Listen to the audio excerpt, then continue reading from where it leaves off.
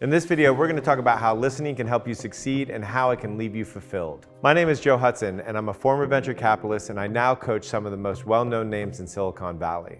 So before we get into what kind of listening helps you succeed and how to listen, I want to talk about the fact that there's two forms of listening. One is an active form of listening, and one is a passive form of listening. Active form of listening basically means that you are evoking information and then listening to it, whereas passive forms of listening is just the receiving of information. And both of those two things can deeply affect how successful you are and the fulfillment you feel when you are successful. So I was a venture capitalist for 15 years. I received dozens of pitches every week. Many people coming to me looking for us to invest in their company. And of all those pitches, after 15 years, it was really only 5, maybe 4 people that ever asked me questions about what we wanted to see. So I got presentations, but nobody said, hey, what's important to you about your investment thesis? We put it on the website, but oftentimes their pitch decks didn't match the things that we were interested in seeing.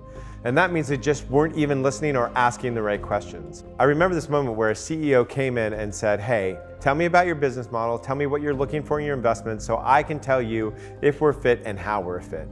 And I remember going, finally, somebody actually is listening to us, not by just paying attention, but listening by asking us questions.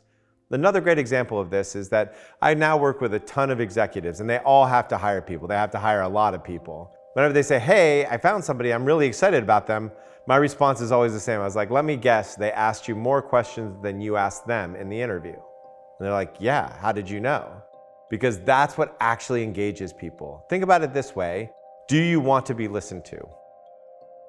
Yeah, of course you do. Who doesn't want to be listened to? Everybody wants to be listened to. Therefore, if you're asking somebody questions, you're basically saying, hey, I'm interested in how you think. I'm interested in our connection, in the interaction, and that allows for a relationship to build. So asking questions, an active form of listening, is super critical. So how we listen can have a huge influence on the data that we receive, on how people treat us, and the opportunities that we find. So let me explain a little bit. If I was listening to you and I was doing it from a stance of judgment, where I'm judging you the whole time, you're gonna notice that. You're gonna share less information with me. You're not gonna be as vulnerable with me. I'm not gonna know as much about you. I'm gonna basically have no connection with you at the end of the conversation. Or I'm gonna listen to you like you need my help, like I need to be of value, like I need to fix something in you. And that means you're gonna respond with maybe a little resentment, maybe a little tentativeness. So there's a whole bunch of things that you invite when you try to fix somebody and try to be of value to them. Alternatively, imagine that you're just being listened to with unconditional acceptance. Just simple, unconditional acceptance. You're gonna get a lot more data. You're gonna get to hear a lot more about the person. They're gonna share a lot more, they're gonna be more vulnerable, it's gonna be more honest, it's gonna be more patient, it's gonna be more enjoyable. They're gonna wanna hang out with you more. You're gonna hear them more clearly. You're not gonna be thinking about what to say. And as they unwind, as they share with you, you're gonna start seeing opportunities, right? You're gonna see what they want to invest in, either in a relationship or in a business, and you're gonna get to see if it's a right match for you. So that's what listening, just by the way that you listen, how it can affect the relationships that you have. So I was on a train ride once and I decided to really explore how well I could listen. And so I asked the person on the train a simple question. I can't remember, like, what are you passionate about? And I listened to them speak for over an hour. And it was interesting for me and it was very interesting for them. And I recognized at this moment, oh, not only did I learn a tremendous amount about horticulture, because that's what they were passionate about, but I also made a friend, I also created a connection, I also learned a tremendous amount, and they felt fulfilled because we all want to be listened to. So we go into a meeting and we think to ourselves, okay, here's what I'm gonna do, here's how I'm gonna present, here are the slides, this is what it's gonna be, but we're not asking how we listen. So when I go up on stage, I'm talking in front of 500 or 1,000 people, I'm listening. I don't often even know what I'm gonna say when I get up on stage. I'm just listening.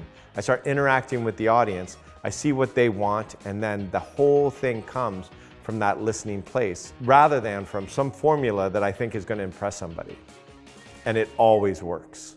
So recently we were doing one of our workshops on listening. It was a great workshop, and somebody asked me this question, which I just thought was so wonderful. And they said, hey, I'm not really built to listen to people like this. I'm not good at it. How do I get better at listening? And my response was like, hey, like with any skill, you want to build reps, right? You want to do little repetitions. And so you could do that with somebody else, but that will actually not be the quickest way to learn how to listen. The best way is to listen to yourself with unconditional acceptance. 1 minute a day, 2 minutes a day, just listen. Put a reminder on your phone to just listen to yourself unconditionally with unconditional acceptance. And it's amazing how you react, but it also makes you really good at listening to others. So to close off, I want to tell you a story about one of my clients. One of my clients had a relationship that was causing them a lot of pain, and it was stopping them from being as successful in their career because they were always focused on all the pain that was happening in their relationship. And one day they decided, hey, I'm going to just listen with unconditional acceptance. Just that simple thing.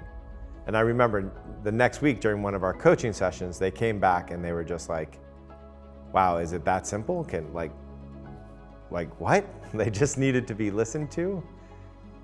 And in that came this like huge epiphany for them, that just this realization that, oh wait, probably my employees don't feel listened to, my direct reports don't feel listened to.